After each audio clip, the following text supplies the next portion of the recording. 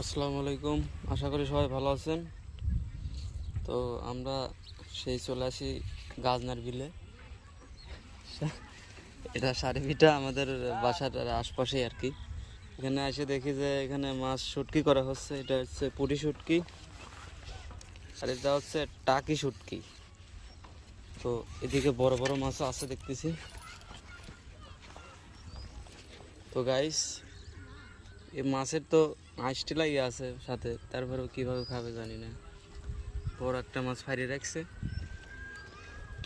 তো যাই হোক, এখানে ট্যাপা শুটকিও আছে, ট্যাপা না কি বলে এটা।